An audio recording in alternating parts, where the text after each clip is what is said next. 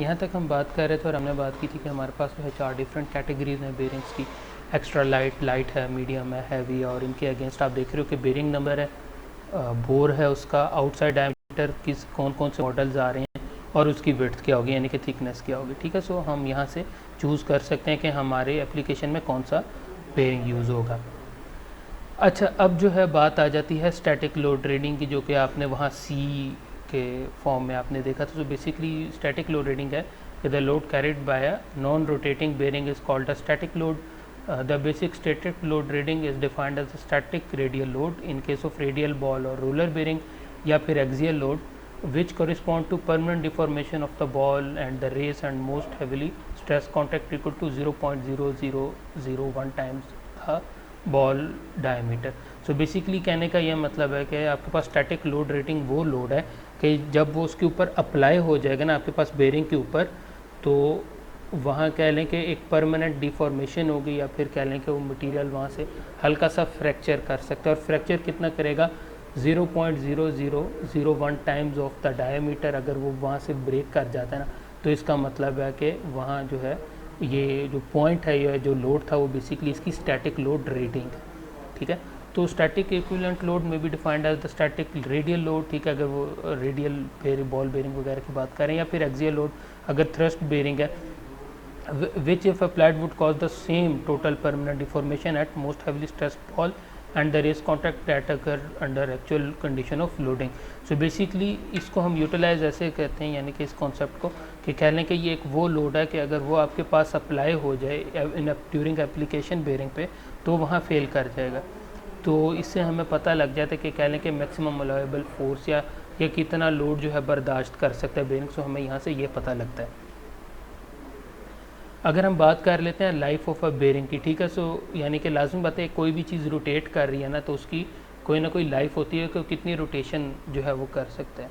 ठीक है, मसलन आपके पास जो है, अब अगर बेरिंग की बात करें या बॉल वगैरह की, तो इनकी भी लाइफ होती है in terms of number of revolutions, या फिर और अगर एक कांस्टेंट स्पीड हो कि जी ये इतने मिलियन रेवोल्यूशंस के लिए जो है ना ये चलेगा, इसमें ये नहीं आएगा, या फिर आप कह लो कि इसमें इतनी अगर स्पीड रखते हैं तो इतने घंटे के लिए ये बिल्कुल सही चलेगा।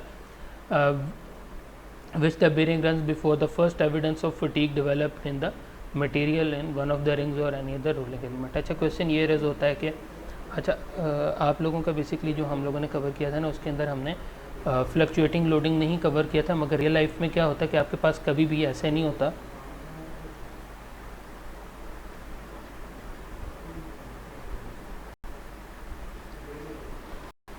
कभी भी नहीं होता कि आप कहते हैं कि जी 100 न्यूटन फोर्स की 100 न्यूटन नहीं रहेगी, ऐसे कभी भी नहीं होता। हमेशा क्या होता है कि जो है ना फ्लक्चुएट हो रहा होता है, यानी कि कभी पीक आ रही होगी, कभी डाउन जा रहा होगा, फिर होगी फिर डाउन, यानी कि कुछ इस तरह की लोडिंग होती है रियल लाइफ में। ठीक है, आप जनरेटर की पावर भी देख लो, कभी भी कांस्टेंट नहीं होती, बल्कि वो वेरी करती है। एक मिनट रुकिए।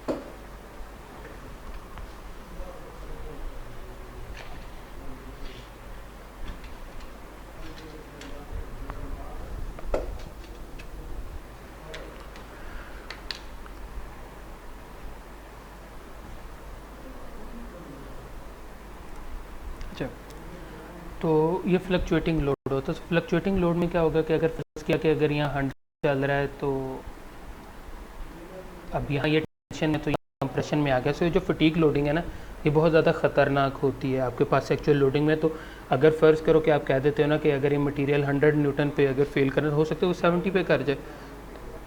तो इस वजह से हमें इसका ख्याल रखना होता है फटीग लोडिंग का। सो इस वजह से कह लें कि जो लाइफ होती है ना आपके पास, वो हमेशा नंबर ऑफ़ आवर्स में या फिर इसको जो है नंबर ऑफ़ रेवोल्यूशंस में दी जाती है। क्योंकि अगर एक बॉडी रोटेट कर रही है, ठीक, अब ये पर के टी टू पर या टॉप पे मौजूद हो सकता है कि 5 सेकंड बाद ये पॉइंट नीचे आ गया। अब यहाँ अगर इसके ऊपर फोर्स लग रही है, ठीक है, लेट्स फर्स्ट करें टेंसिल लोडिंग, तो अब यहाँ जाके वही लोडिंग जो है कंप्रेसिव लोडिंग हो जाएगी, ठीक है। सो लोडिंग की टाइप फ्लक चेंज हो रही है, सो जिसकी वजह से ज़रूरी होता है कि हम डिफाइन करें कि आपके पास कितने नंबर ऑफ ऑर्स होने जा रहे हैं, रेवोल्यूशंस वगैरह कितनी होनी चाहिए, ठीक है, इस वजह से ज़रूरी होता है।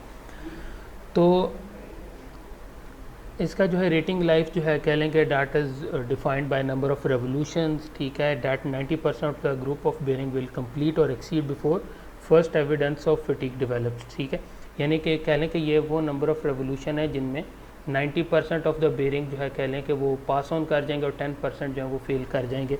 तो बेसिकली वो जो भी हमारे पास नंबर ऑफ़ रेवोल्यूशंस आती हैं तो उसको जो है हम कह लें कि लाइफ की फॉर्म में करते हैं, और ये हमारे पास ये आई भी इसी तरह के एक्सपेरिमेंटली डिटरमिन किया गया है। मसलन जो है 200-300 बेरिंग को उन्होंने टेस्ट किया और उनके नंबर ऑफ़ रेवोल्यूशन निकाले, फिर उसकी बेस पे उन्होंने इसको किया। मैं अगली स्लाइड में आप लोगों को थोड़ा सा दिखा भी देता हूँ।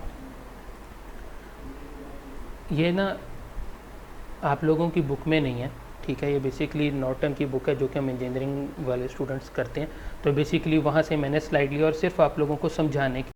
मसलन आप यहाँ देख रहे हो कि एक्स एक्सिस पे फटीग लाइफ है, ठीक है, और यहाँ जो है आपके पास बेरिंग फील्ड है। अब ये देखो जो L10 लिखा हुआ है, इसका मतलब है कि ये वो पॉइंट है जहाँ आपके पास 10% ऑफ द बेरिंग जो है फेल कर गए। इसी तरह ग्रेजुअली चलता गया, यहाँ 50% ऑफ द बेरिंग फेल कर गए, ठीक है।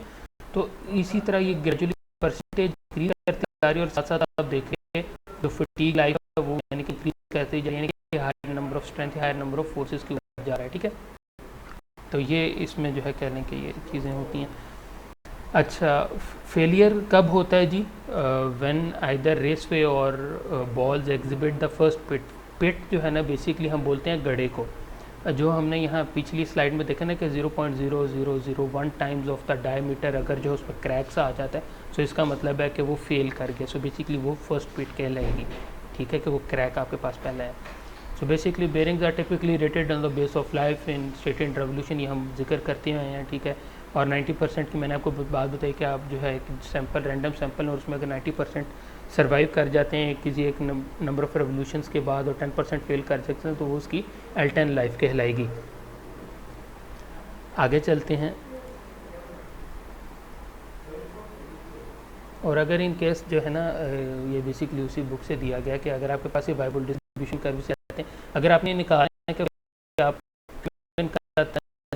अपने L20 पे फाइंड आउट करना है तो बेसिकली वो आपके पास फाइंड आउट कर सकते हो। अब यहाँ जो KR है वो एक फैक्टर है, वो आपको यहाँ से मिलेगा, ठीक है। मसलन यहाँ P% में आप देख रहे हो, अगर आप टेबल देखो P% का मतलब है कि कितने नंबर ऑफ जो हैं वो परसेंटेज है कि कितने % जो है वो सर्वाइव करेंगे, ठीक है। मसलन अगर आप चाहते हैं कि हम उस पॉइंट पे चले जाएं जहां आपके पास जो है 50% सर्वाइव और 50% जो है वो फेल हो जाए, ठीक है, तो वहाँ देख रहे हो कि रिलायबिलिटी आपके डाटा की 50% हो जाए, कॉन्फिडेंस लेवल आपका 50 हो जाता है, वहाँ कोफिशिएंट यूज। अब यहाँ जो है P आपके पास 10 है, इसका मतलब है कि वो पॉइंट जहाँ आपके पास 10% जो है ना वो फेल कर जाएंगे, ठीक है, और आपके पास जो है ना वो 90% सर्वाइव कर जाएंगे, सॉरी 90 सर्वाइव कर देंगे। इस केस में जो आप रिलायबिलिटी या कॉन्फिडेंस देखना आपका वो है 90%। यू विल बी 90% कॉन्फिडेंट के जो है इस पॉइंट पे आके 10% of bearing are going to fail. अब इसी तरह फर्ज करो, अब जैसे जैसे ये प्रोबेबिलिटी कम होती जा रही है ना, मसलन 2% पे देख रहे हो कि ये 90% 98% है, ठीक है, 5 पे 95 है, सो ये बेसिकली वेरी करता है, ठीक है। और इसी तरह KR फैक्टर जो है वो भी इसी तरह होता है, और L10 जो है वो बेसिकली वो वहाँ पास 10% है वो आपके पास फेल करेंगे, ठीक है, तो उसके अकॉर्डिंगली हम फाइंड आउट कर सकते हैं। ये सिर्फ आप लोगों के नॉलेज के लिए था। उसके बाद अगर हमने फाइंड आउट करना हो ना रोलिंग कॉन्टैक्ट बेरिंग हमने फाइंड आउट करना, सो बेसिकली एक डायनामिक एक तो होती है आपके पास C0 आपके पास है स्टैटिक लोड रेटिंग।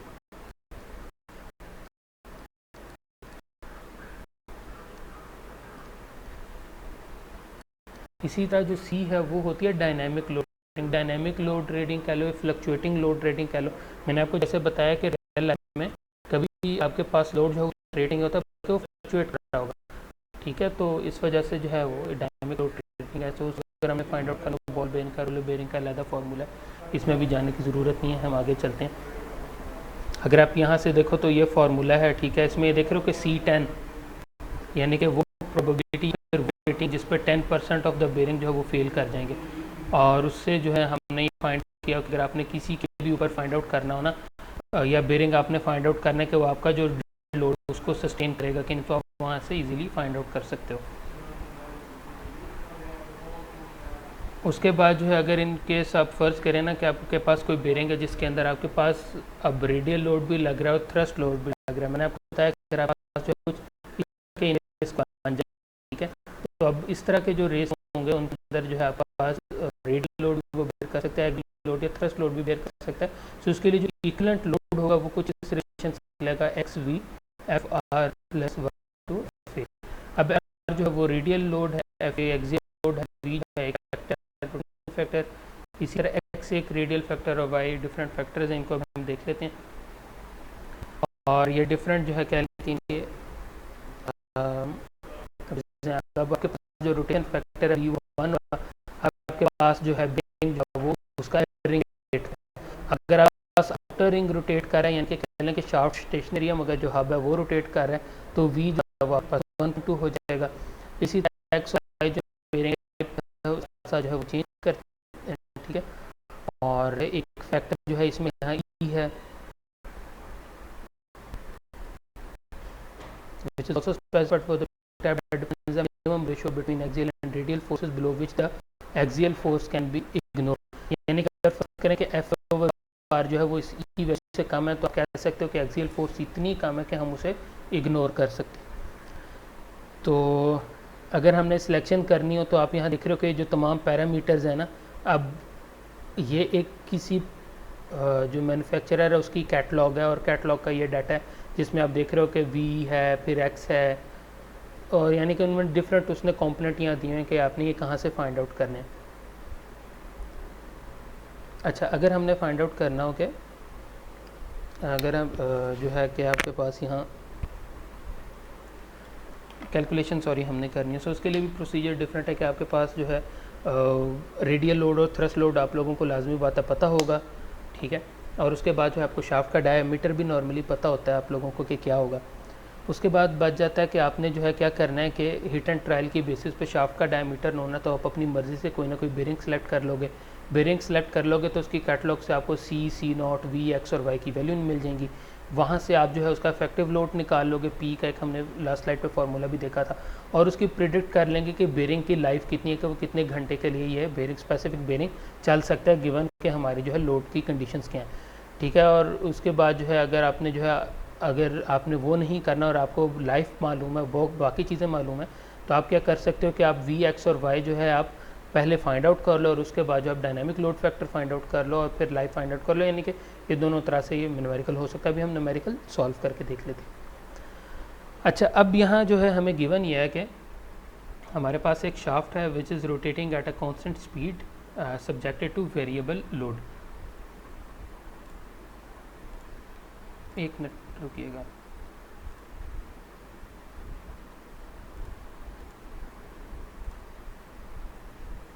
अच्छा, तो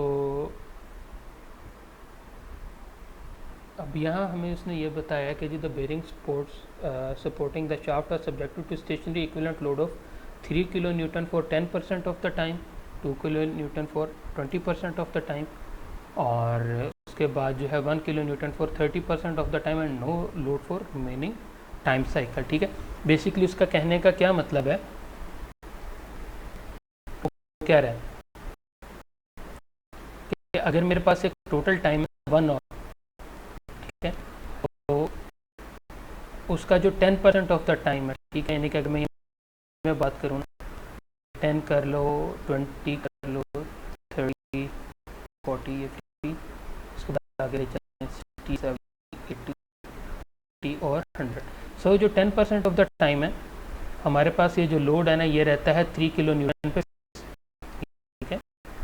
मगर जैसे ही आपके पास जो है ना 30% ऑफ द टाइम है अगला 20% उस जो है आपके आवाज़ ब्रेक हुई। चलिए थोड़ा सा मैं कोशिश करता हूँ माइक पास लूँ।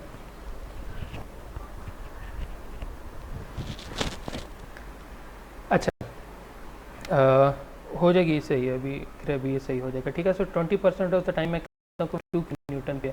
फिर आपके पास कह लें कि अगला जो 30% ऑफ द टाइम है, सॉरी 20% ऑफ द टाइम, यानी यहाँ आ जाएगा। उसके बाद फिर आपके पास लोड रिड्यूस हो जाता है 1 किलो न्यूटन पे, यानी कि आप यहाँ से पीछे चले जाओ यहाँ तक, ये 1 किलो न्यूटन है, ठीक है। ये 2 था, ये 1 है। उसके बाद जो है ना आपको कहता है कि no load for remaining time cycle, यानी कि उसके बाद जो टाइम है ना उसके ऊपर नहीं लग रहा है, ठीक है। तो बेसिकली पास लोड लग रहा है, जिसको मैं हाईलाइट करना है, ये बेसिकली हमारे पास पार्ट है जो लोड लग रहा है। सो देख रहे हो कि फ्लक्चुएटिंग लोड है आपके पास, ओवर द टाइम वेरी कर रहा है। तो अब यहाँ उसने हमें यह बता दिया कि हमारे पास जो बेरिंग है ना, उसको हमें यह पता है कि जो है उसकी जो लाइफ है डैट इज़ 20 × 10⁶ रेवोल्यूशंस, ठीक है। यानी कि आप यूँ कह लो कि हमें, या फिर इस लाइफ को तक के लिए हमें एक बेरिंग डिज़ाइन करना है जो कि इतनी रेवोल्यूशंस के लिए काम कर सके, ठीक है, और एट 95% रिलायबिलिटी। अच्छा, इसमें ना एक और चीज़ भी हो सकती है कि आप लोगों के क्वेश्चन में आ सकता है कि यार ये हम कैसे फाइंड आउट कर सकते हैं कि किसी भी एक चीज़ की ना क्या रेवोल्यूशन है। तो मैं आपको बड़ा एक सिंपल सा एक प्रोसीजर बताता हूँ। फ़र्ज़ करो आप ना किसी इंडस्ट्री में काम कर रहे हो, अब लेट से फ़र्ज़ करें कोई टेक्सटाइल इंडस्ट्री की कोई मशीनरी है और उसमें कोई शाफ्ट है जो कि रोटेट कर रही है। अब लाजिम बात है आपको उसके आरपीएम तो मालूम होंगे। अगर आपको उसको आरपीएम मालूम है और आपको पता है कि एक दिन में 2 शिफ्टें लग रही हैं 8-8 घंटे की, और इस मशीन ने कॉन्टीन्यूसली 8 घंटे चलना है, ठीक है। तो अगर आपको रेवोल्यूशन पर मिनट मालूम है तो आप पर रेवोल्यूशन पर मिनट से रेवोल्यूशन पर आवर, फिर इसी तरह रेवोल्यूशन पर डे निकाल सकते हो। फिर आपको पता लग जाएगा कि जी हफ्ता इतवार छुट्टी या ईद की छुट्टियाँ निकाल दो।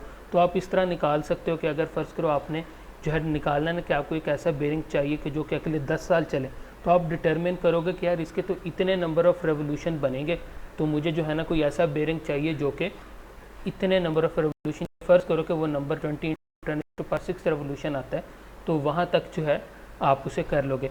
और आपको चाहिए 95% रिलायबिलिटी। 95% रिलायबिलिटी का क्या मतलब है कि आपने जो है आप इतना कॉन्फिडेंट होना है कि अगर आपके पास 100% ऑफ द टाइम जो है, अगर आपने प्रोबेबिलिटी यानी कि आपके पास अगर 100 आपके पास बेरिंग है तो 5 उसमें से शायद 5 बार शायद वो मटेरियल फेल कर जाता है और 95 बार वो वहाँ से निकल जाता है, ठीक है।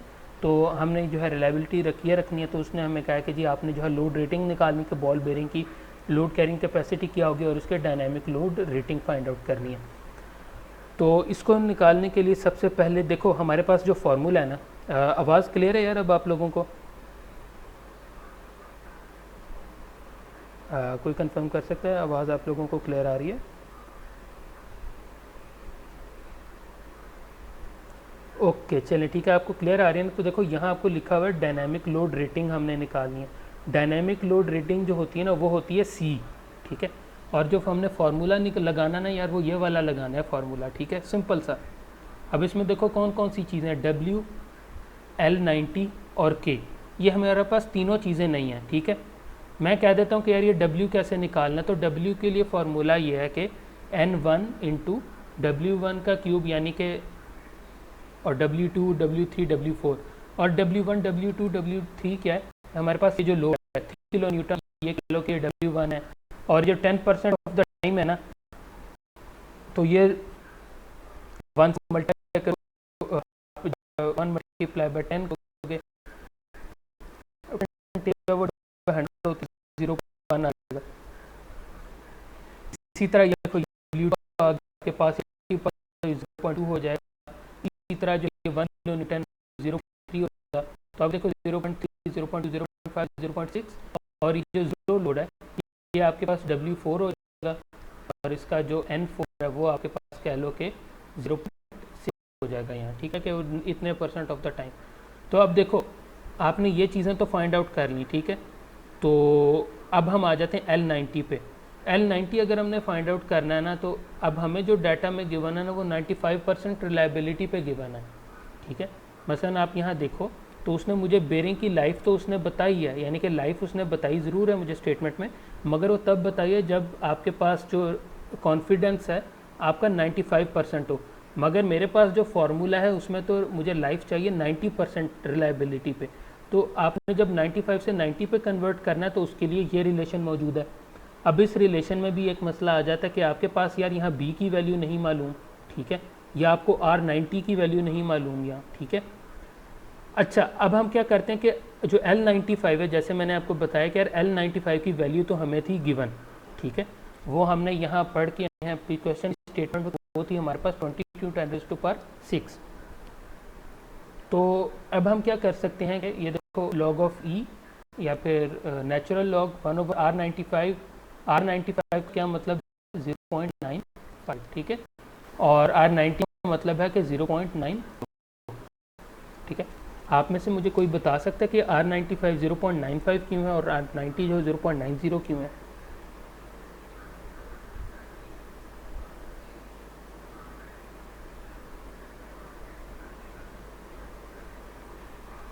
हाँ हाँ जी, कोई भी यार, कुछ भी बोलो।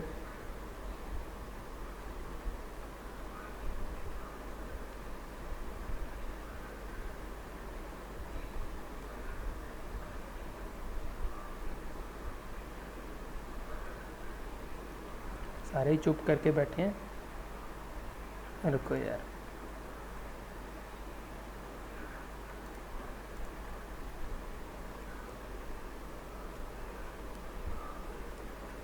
अच्छा जी, किससे पूछा जाए? जैन, यहाँ दो जैन है, जैनुल हसन, आप बताओ यार। हाँ जी, आप मुझे बता सकते हो कि यहाँ जो आपके पास ये R95 है उसकी वैल्यू 0.95 हमने कैसे लिया और R90 की वैल्यू हमने 0.90 कैसे लिया?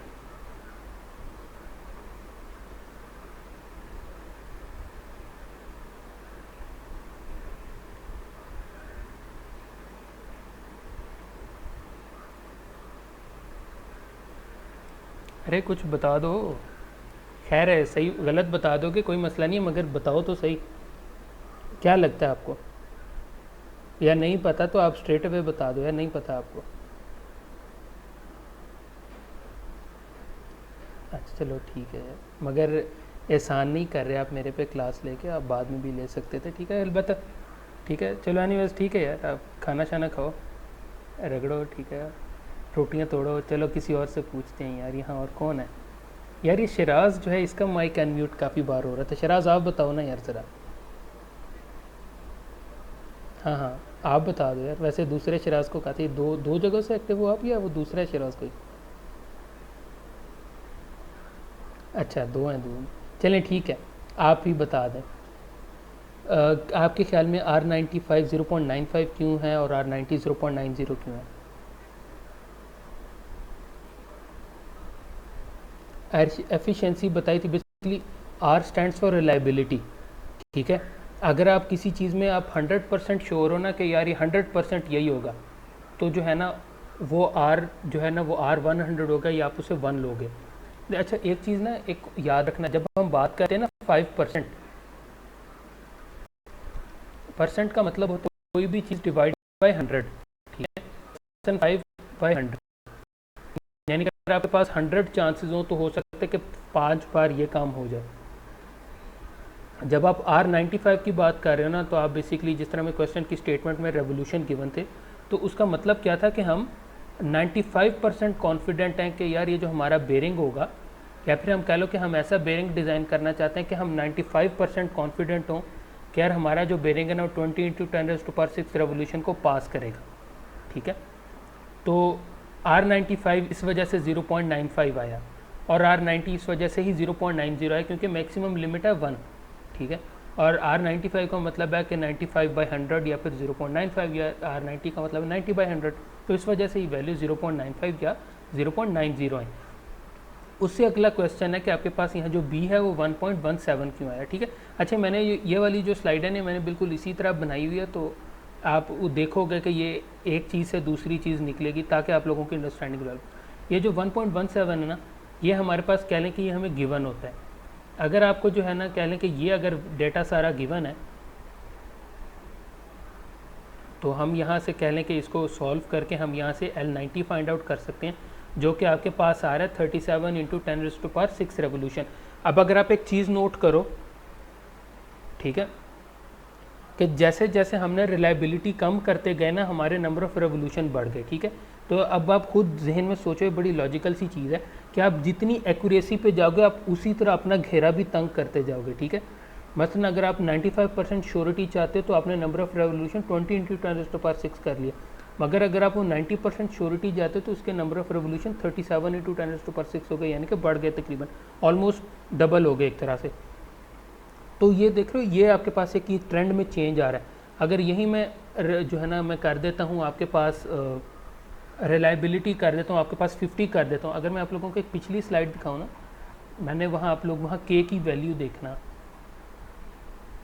यहाँ देख रहे हो कि जैसे जैसे आर की वैल्यू जो है ना वो कम होती जा रही है, उसी तरह ये जो के की वैल्यू ये बढ़ती जा रही है। देख रहे हो कि यहाँ ये फैक्टर जो के है वो आपके पास यहाँ 5 है। तो बेसिकली कहने का मतलब ये था कि जैसे जैसे आप रिलायबिलिटी पे कम जा रहे हैं ना, कि 50-50 पे आप चले जाते हो तो देखो रिलायबिलिटी बढ़े, इसी तरह वो जो रेवोल्यूशन नंबर है वो भी बहुत बड़ा हो जाएगा, ठीक है। जैसे आप कन्फाइन होते जाओगे वो नंबर कम होता जाएगा उसी तरह। अच्छा खैर, अब हम आगे चलते हैं। हमने यहाँ तक ये अब लाइफ एट 90 फाइंड आउट कर लिया कि L90 का मतलब है कि अगर आपके पास ये डाटा हो, यू आर 90% कॉन्फिडेंट कि ये जो बेरिंग है 37 इंटू 10⁻6 रेवोल्यूशन को पास ऑन करेगा, बट लाजमी बात है देयर इज़ अ 10% प्रोबेबिलिटी कि वो इस लिमिट को ना क्रॉस कर पाए। अच्छा, ये फाइंड आउट कर लिया। उसके बाद जो है हमने यहाँ इक्विवेलेंट लोड फाइंड आउट करना है W। तो मैंने आपको बताया था कि W1 जो है वो 3 किलो न्यूटन था, N1 का आपको बता दिया, ठीक है। अच्छा, इसमें यहाँ लिखा हुआ है 0.1 N। इसी तरह W2 के साथ लिखा है 0.2 N, W3 के साथ जो N3 के साथ लिखा है 0.3 N, चौथा जो है वो आपके पास है 0.4 N। तो कोई मुझे बता सकते हैं कि ये N क्यों आ रहा है, इसके साथ N का क्या मतलब है और ये N क्यों आ रहा है?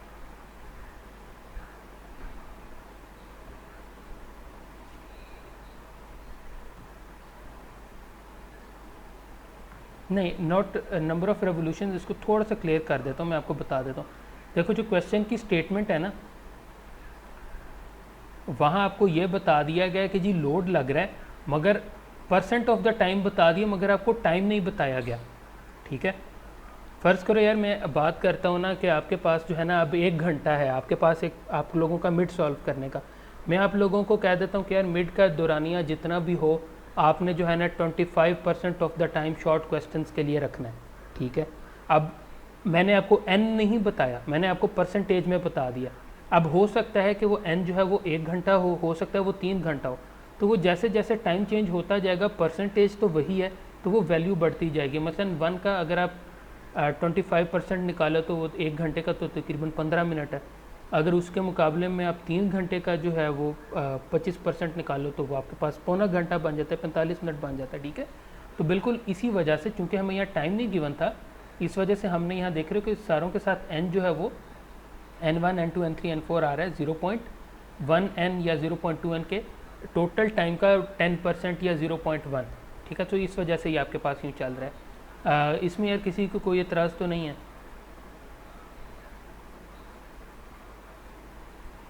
हाँ जी, देखो देखो मेरी बात सुनो, नॉर्मली 100 पे नहीं करते। हाँ, आप उसको यूँ समझ कि यार देखो अगर आपको यहाँ गिवन था ना 10% ऑफ द टाइम, ठीक है, तो उसका मतलब 10/100 या फिर 0.1, ठीक हो गया। दूसरा 20% ऑफ द टाइम तो 0.2 हो गया। तीसरा जो है 30% ऑफ द टाइम था 0.3 हो गया। अब चौथा जो है वो रेस्ट ऑफ द टाइम के लिए 0 है। तो आप बाकी तीनों को ऐड करो और 100 से माइनस कर दो। मसलन 10 हो गया, 20 हो गया, 30 हो गया, तो ये 60 हो गया।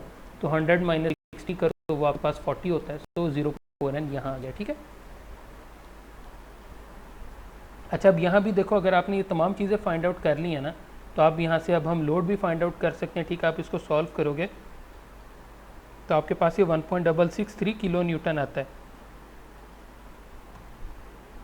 अब आपके पास अगर हम क्वेश्चन की स्टेटमेंट में देखें तो देखो हमने W भी फाइंड आउट कर लिया है, हमने L90 भी फाइंड आउट कर लिया, ठीक है। सिर्फ जो चीज़ रह गई है वो हमारे पास K की वैल्यू है। अच्छा, इसमें और चीज़ शायद मैंने करना भूल गई, B की वैल्यू है ना, वो आपको गिवन होगी कि वो 1.17 है, क्या ये फिक्स है।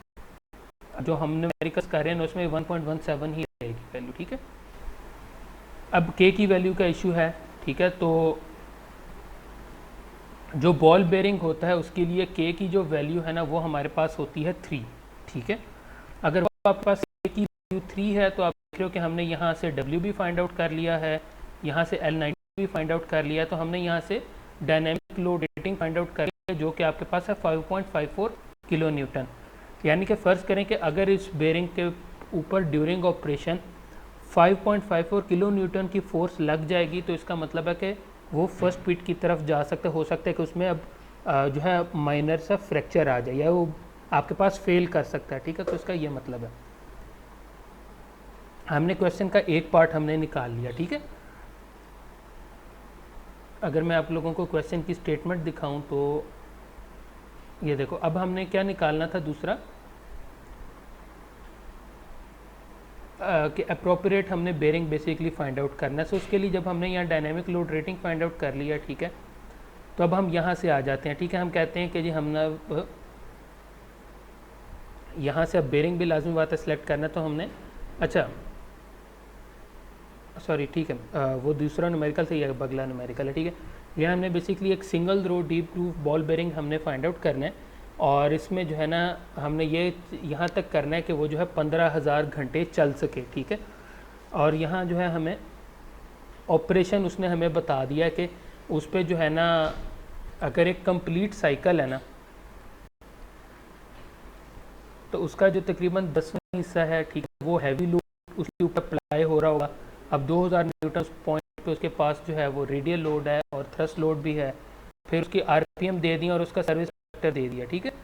इसी तरह अब उसी का जो 10वां हिस्सा है मज़ीद उसमें जो है कह लो कि अब उसके ऊपर लाइट लोड लग रहा है, ठीक है, और उसके ऊपर जो है वो लोड गिवन है। अब एक जो है उसमें मॉडरेट लोड आपके पास लग रहा है 1.5% ऑफ द टाइम, ठीक है, और इसी तरह जो है 3/5 ऑफ द टाइम या रिमेनिंग टाइम पे जो है उसके ऊपर कोई शॉक लोड नहीं है, अलबत्ता रेडियल लोड उसके पास ऊपर 1200 न्यूटन होगा, थ्रस्ट लोड होगा, ठीक है। तो हमें ये उसने हमें दे दिया और उसने कहा कि जी जो लोड के फैक्टर्स हैं ना वो आपने 1 और 1.5 लेके चले हैं। यानी कि वो जो पिछली क्वेश्चन की स्टेटमेंट में हमने एक चीज़ देखी थी ना कि वी और जो आपके पास ख्याल में एक दूसरा वाई था आई बी, इसी की वो उसने हमें यहाँ दे दिए, ठीक है। अभी हम अगले क्वेश्चन की स्टेटमेंट में चलते हैं, इस क्वेश्चन को सॉल्व करते हैं तो हमें पता लग जाएगा, ठीक है। क्वेश्चन की स्टेटमेंट में अगर देखो तो हमें क्या क्या गिवन है, हमें यहाँ से एल गिवन है यानी लाइफ गिवन है, मगर हमें ये नहीं पता कि लाइफ का कॉन्फिडेंस लेवल कितना है क्योंकि हमें ये कोई रिलायबिलिटी कोई कुछ नहीं गिवन, ठीक है। तो हमने इसको लिख लिया एज इट इज़। उसके बाद WR1 यानी कि जो फर्स्ट लोड है ये बेसिकली ये कहलाएगा WR1। इसी तरह आपके पास इसको जो है आप कह लो कि ये WA1 है, ठीक है। आप लोगों को पता ही है कि थ्रस्ट लोड और एक्सियल लोड जो है वो एक ही चीज़ है, दो नाम है। इसी तरह देखो N1 जो है वो आपको 400 किलो न्यूटन गिवन है, उसके बाद K की वैल्यू जो है वो यहाँ 3 गिवन है सर्विस फैक्टर, ठीक है, और इसी तरह बाकी तमाम वैल्यूज़ आपको गिवन है। फार्मूला वहीं जितनी पुश्ती हमारा चलेगा जी, ठीक है। C = W L/10/6 और 1/K। अब चूँकि यहाँ लाजिम बताएं हमें लाइफ एस दी नहीं है तो उसमें वो L10 वाला L90 वाला वो हिसाब नहीं है, ठीक है। W जो है वो हमने यहाँ से अब फाइंड आउट करना है, ठीक है। इसमें देखो आपके पास यहाँ एक्स वी और हमारे पास ये रिलेशन यूज़ होगा, मगर ये रिलेशन कैसे यूज़ होगा देखो। अब मसला ये है कि हमारे पास 4 तरह की लोडिंग लग रही थी कि W1 लग रही थी, W2 लग रही थी, W3 थी, W4 थी, ठीक है। वहाँ अगर आप क्वेश्चन की स्टेटमेंट में याद हो तो उसने हमें एक्स की वैल्यू जो है वो उसने हमें दे दिया था कि वो 1 है और वाई की वैल्यू जो है उसने क्वेश्चन की स्टेटमेंट में बता दिया था कि वो 1.5 है। तो वो देख रहे हो कि आपके पास यहाँ वो वैल्यू लेके चल रहे हैं और हमने यहाँ से फिर W1 भी निकाला, W2 भी निकाला, W3 भी निकाला और W4 निकाला। आप लोगों के जहन में यहाँ एक क्वेश्चन ज़रूर आ सकता है कि यार हमने यहाँ ये जो एक ये भारी भरकम सा फार्मूला है कि जिसमें एक्स भी आ रहा है, वी भी आ रहा है, फिर वाई भी आ रहा है, के एस आ रहा है, तो जो हमने पिछला न्यूमेरिकल किया था हमने उसमें क्यों नहीं ये यूज़ किया, ठीक है। तो उसकी वजह ये थी कि जो हमारा जो पिछला क्वेश्चन था उसके अंदर हमें उसने स्टेट बता दिया था कि यार इसके ऊपर सिर्फ लग ही रेडियल लोड रहा है, एक्सियल लोड लग ही नहीं रहा। अगर एक्सियल लोड नहीं लग रहा तो आपको रेडियल लोड ही लग रहा है, तो आपको वो इक्विवेलेंट लोड फाइंड करने की ज़रूरत ही नहीं क्योंकि जो रेडियल लोड है वही इक्विवेलेंट लोड है। मगर जो यहाँ क्वेश्चन की स्टेटमेंट है यहाँ आपको पता लग रहा है कि यार इसके ऊपर रेडियल लोड भी लग रहा है और थ्रस्ट लोड भी लग रहा है। अगर वो दोनों लोडिंग इसके ऊपर लग रही हैं तो इसका मतलब है कि आपको इक्विवेलेंट लोड फाइंड आउट करना है, ठीक है। अगर आपने यहाँ इक्विवेलेंट लोड फाइंड आउट करना है, ठीक है, और आपके पास ये चारों कंडीशंस हैं, तो अब हम जो है इसको फाइंड आउट कर सकते हैं। अब हमारे पास बिल्कुल उसी तरह हमने W1 W2 W3 W4 निकाल लिया, और वहाँ N1 N2 N3 N4 जो हमें वो 10% of the time to 20% of the time में गिवन था। यहाँ हमें घंटों की फॉर्म में गिवन है कि 400 घंटे 500 घंटे फ़र्ज़ किया, ठीक है। सो इस तरह हमें गिवन है। इसी तरह जो आपके पास यहाँ लाइफ है, ठीक है, अगर आपने वो फाइंड आउट करनी है ना, वो हमें गिवन थी घंटों की फॉर्म में, ठीक है। और अगर आपने उन घंटों को आपने रेवोल्यूशन की फॉर्म में फाइंड आउट करना है, ठीक है, तो बेसिकली आपने क्या क्या मल्टीप्लाई करना है। देखो यहाँ क्या है, हमारे पास जो लाइफ है वो किस में है, ऑर्स में, ठीक है, और देन होता है रेवोल्यूशन पर मिनट, और आपके पास जो 1 और है इज इक्वल टू 60 मिनट होता है, ठीक है। तो अगर आपने इसको जो है ना लाइफ को कन्वर्ट करना है ना आरपीएम में, तो आप यहाँ 60 से मल्टीप्लाई भी करोगे ताकि 1 घंटे को आप कन्वर्ट कर सको उसमें आपके पास, या फिर इसको मैं लिखता हूँ 60 मिनट पर और, यानी कि 60 मिनट 1 घंटे में होते हैं, ठीक है। मल्टीप्लाई इसको कर दोगे आप यहाँ 15,000 घंटों से, और फिर मल्टीप्लाई इसको कर देते हो आप एन से, ठीक है, और एन आपके पास होता है रेवोल्यूशन पर मिनट, ठीक है। आप देख रहे हो कि 1 और यहाँ कैंसिल हो जाएगा, ठीक है। तो आपके पास जो है यहाँ से मिनट कैंसिल हो जाएगा, तो आपके पास जो लाइफ है वो किस में आ जाएगी, रेवोल्यूशंस में। अब यहाँ भी एक छोटा सा मसला आ जाता है कि हमें ओवरऑल नंबर ऑफ रेवोल्यूशन नहीं, एन नहीं गिवन, हमें आरपीएम नहीं गिवन, हमें घंटे ज़रूर गिवन है, मगर यहाँ क्वेश्चन की स्टेटमेंट में हमें आरपीएम नहीं गिवन, ठीक है। अगर मैं आप लोगों को क्वेश्चन की स्टेटमेंट दोबारा भी दिखा दूँ, सॉरी, यहाँ आरपीएम डिफरेंट है, अभी हम आगे इसको लेके चलते हैं, ठीक है। घंटे ओवरऑल नहीं गिवन थे हमें, ठीक है, आरपीएम गिवन थे, अभी इसको बी लेके चलते हैं। अच्छा एक मिनट रुके, मुझे रेज कर लेने दें।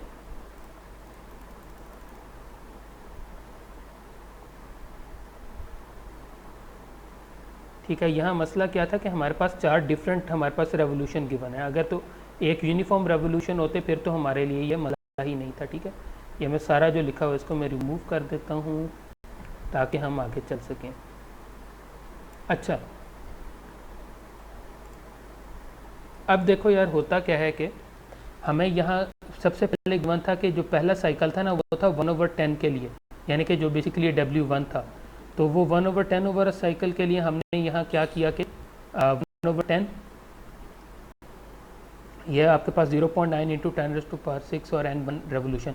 N1 जो है हमारे पास वो 400 आरपीएम था। अगर आपने क्वेश्चन की स्टेटमेंट आप देखी तो वो 400 हमने मल्टीप्लाई किया, हमें पता लग गया कि जी जो बेरिंग है वो उसकी लाइफ जो है ना कम से कम इतनी होनी चाहिए कि वो जो है आपके पास 400 आरपीएम पे 1200 न्यूटन के इक्विवेलेंट या फिर 11,400 न्यूटन का लोड बर्दाश्त कर सके।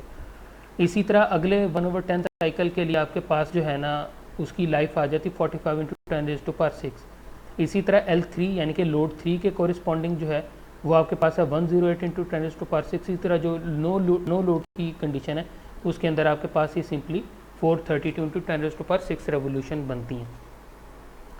तो अब आपने क्या करना है, यहाँ तो हमने 4 लोड भी फाइंड आउट कर लिया, और यहाँ आप लोगों को ये फार्मूला याद होगा जो कि हमने वहाँ कवर किया था, लास्ट न्यूमेरिकल में भी किया था, ठीक है। तो उसको हमने यूटिलाइज करके रेवोल्यूशन को हमने यहाँ अप्लाई किया, देखो बिल्कुल उसी तरह, और हमारे पास यहाँ ओवरऑल लोड आ गया, ठीक है। अब आपके पास यहाँ लोड आ जाता है, ठीक है। तो अब हमारे पास बच क्या गया, लाजमी हमें इक्विवेलेंट लोड भी इक्विवेलेंट लाइफ भी फाइंड आउट करनी है, क्योंकि हमारे पास ये 4 डिफरेंट आरपीएम है, तो इनको भी तो हमने इकट्ठा करना है। तो जब हमने इनको इकट्ठा किया तो वो 621 × 10⁻⁶ रेवोल्यूशन बनती हैं ओवरऑल। अब हमारे पास देखो तो ओवरऑल लोड भी मौजूद है और हमारे पास ओवरऑल लाइफ भी मौजूद है, और यही फार्मूला जब मैं दोबारा अब इसमें पुट करता हूँ वैल्यू, ठीक है। और के की वैल्यू मैंने आप लोगों को बताया, हम लोगों ने कवर किया था कि बॉल बेरिंग के केस में ये जो के की वैल्यू है डाटा 3, ठीक है। तो यहाँ आप देख सकते हो कि 5767 और तमाम हमने एडअप की, हमारे पास ये 49.193 किलो न्यूटन लोड आ गया। तो इसका मतलब है कि इसकी जो डायनामिक लोड रेटिंग है हमारे पास बेरिंग की वो होगी तकरीबन 49.193 किलो न्यूटन। तो जब आप कैटलॉग में देखोगे तो अब आप देखोगे कोई ऐसा बेरिंग जिसकी dynamic load rating 49.19 kilo Newton हो। अच्छा, अब अगर हम ये देख लेते हैं, अब ये कह लो कि ये चार्ट हमारे पास गिवन है, अब हम चार्ट में देखें ना तो डायनामिक लोड रेटिंग जो हमारे पास थी वो हमने फाइंड आउट की थी 49.19। अगर हम चार्ट में देखते हैं तो हम ये देखते हैं कि 49.19 का तो नहीं है, मगर जो नज़दीक तरीन है वो वैल्यू या तो ये 48 वाली है या फिर ये 52 वाली है। तो हम क्या कह देते हैं कि यार ठीक है 49 जो है वो 48 से तो बड़ा ही है मगर 52 से छोटा है, तो हम ये बेरिंग नंबर 215 चूज़ कर लेंगे और ये हम जो है अपने एप्लीकेशन के अंदर यूज़ कर लेंगे। ठीक है, तो यहाँ से जो है कह लें कि हमने single row deep groove ball bearing हमने यहाँ से चूज़ कर लिया। ठीक है, तो कुछ इस तरह से जो है ये आपके पास सॉल्व होना था। अच्छा, तो यहाँ जो है कह लें कि हमारा ये आज का लेक्चर ख़त्म होता है। अगर दोनों न्यूमेरिकल्स के हवाले से यार आपका कोई किसी को एतराज़ हो, कुछ पूछना हो, तो प्लीज़ बताओ मुझे। ठीक है, ताकि मैं आप लोगों को आंसर करूँ। ठीक है, कोई क्वेरीज़ हैं यार आप लोगों के आज के क्वेश्चन के हवाले से?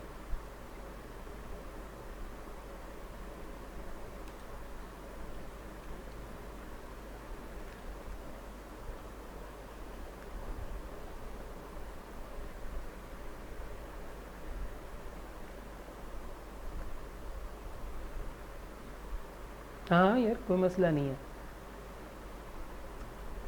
देखो ज़्यादा से ज़्यादा क्या यार, कुछ गलत क्या होगा? ठीक है, एटलीस्ट आप बताओ तो फिर मैं आपको दोबारा चलो दिखा देता हूँ। वन बाय वन इसे लेके चलते हैं, हमने पिछले क्वेश्चन पे चलते हैं। ठीक है,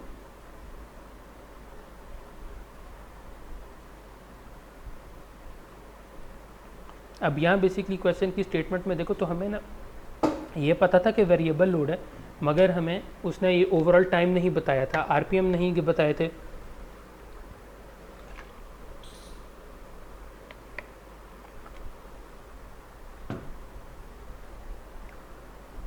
तो हमने जो है क्या किया कि लोड वगैरह फाइंड आउट कर लिया, हमें load rating total life given थी। तो हमने ये फार्मूला देखो हमारे पास बिल्कुल छोटा सा फार्मूला है। अब यहाँ डब्ल्यू फाइंड आउट करने के लिए जो है आपको पहले पापड़ बेलने पड़े। ठीक है, उसी तरह फिर L90 को फाइंड आउट करने के लिए हमने जो कोशिशें की, तो अब लाइफ एट 95 से लाइफ ऑफ 90 को हमने कन्वर्ट किया और वो तमाम चीज़ें हमने फाइंड आउट की। इसी तरह डब्ल्यू का हमने तमाम डिस्कशन की एक्सटेंसिवली। उसके बाद जो है हमने इवेंचुअली यहाँ से फिर dynamic load rating find out कर ली थी। सेकंड कंडीशन में हमें कॉन्फिडेंस लेवल नहीं गिवन, तो इसका मतलब है कि एल लाइफ जो है वो ओवरऑल वही चलेगी। यहाँ आप देख रहे हो कि आपके पास 4 डिफरेंट किस्म की लोडिंग है। हैवी शॉक लोडिंग है, लाइट शॉक है, मॉडरेट है, नो शॉक कंडीशन है। दोनों में फ़र्क किया कि वहाँ आपको गिवन था कि वहाँ 100% रेडियल लोड लग रहा है, यहाँ आपको पता है कि रेडियल भी है और एक्सियल लोड भी है, और आरपीएम भी चारों के डिफरेंट है, सर्विस फैक्टर या के की वैल्यू भी डिफरेंट है। और हमें यहाँ देखो उसने वी और वाई की वैल्यू भी दे दी थी कि ठीक है, assume radial and axial load factor to be 1 and 1.5 respectively and inner race rotates. ठीक है, तो आप लोगों को याद होगा मैंने आप लोगों को पिछली स्लाइड में दिखाया था कि वो अगर आउटर रेस रोटेट करिए तो फैक्टर 1 की जगह 1.2 हम लेते हैं। तो यहाँ से क्वेश्चन की स्टेटमेंट में डेटा गिवन था, हमने यहाँ से W फाइंड आउट करना था, बट चूंकि हमारे पास यहाँ 4 डिफरेंट लोड हैं तो और लोड में भी ऊपर से सोने पे सुहागा ये कि वो चारों जो हैं अब एक्सियल लोड भी लग रहा है, डायनामिक भी लग रहा है, तो हमने उनका इक्विवेलेंट फाइंड आउट करना है। इक्विवेलेंट फाइंड आउट करने के लिए हमने इस फार्मूले को यूज़ किया और ये तमाम चारों लोड्स को फाइंड आउट किया। जब ये चारों लोड फाइंड आउट हो जाते हैं उस पर आते हैं बाद में, उसके बाद हमने लाइफ के लिए डिस्कस करना है। तो लाइफ भी लाजमी बात है, अब 4 डिफरेंट किस्म की लोडिंग कंडीशन है, तो लाजमी बात है जो W1 है उस पर जो है लोड रेटिंग डिफरेंट होगी, W2 के लिए डिफरेंट है। तो हमने हर एक के डिफरेंट आरपीएम वगैरह के लिए हमने उनकी लाइफ फाइंड आउट की। जब हमने ये लाइफ फाइंड आउट कर लिया उसके बाद हम दूसरी तरफ आ जाते हैं और W के लिए हमने अब क्या किया कि हमने इक्विवेलेंट लोड फाइंड आउट कर लिया कि इन चारों को इकट्ठा करके एक सिंगल यूनानिमस लोड की फॉर्म में लिखा जाए, तो हमने वो भी कर दिया। उसके बाद इन तमाम लाइफ को हमने ऐड कर दिया ताकि हमारे पास एक यूनिफॉर्म लाइफ आ जाए। जब ये चारों चीज़ें आ जाती हैं और चूंकि ये हमारे पास बॉल बेरिंग का केस है, के की वैल्यू 3 होगी, तो हमने यहाँ से फाइंड आउट कर लिया कि आपके पास जो डायनेमिक लोड रेटिंग है वो आपके पास 49.19 आ गई। अगर आपके पास 49.19 की डायनेमिक लोड रेटिंग है और अगर आप ये चार्ट में देखते हो तो आप ये देखते हो कि चूंकि हमारा ये single row deep groove ball bearing था, तो आप यहाँ देख सकते हो कि आपके पास जो है ये 52 वाला केस हमें फिजिबल लग रहा है, बेरिंग नंबर 215 है, तो हम कह देते हैं कि जी हम बेरिंग नंबर 215 यूज़ करेंगे। ओके जी, अब मुझे बताइए, किसी को कोई एतराज़, कोई मसला मसाइल, परेशानी, टेंशन कुछ भी है तो आप प्लीज़ बताइए, कि आप पूछोगे कि ये चीज़ क्यों आई है, कैसे है, कोई पॉइंट क्लियर ना हुआ हो।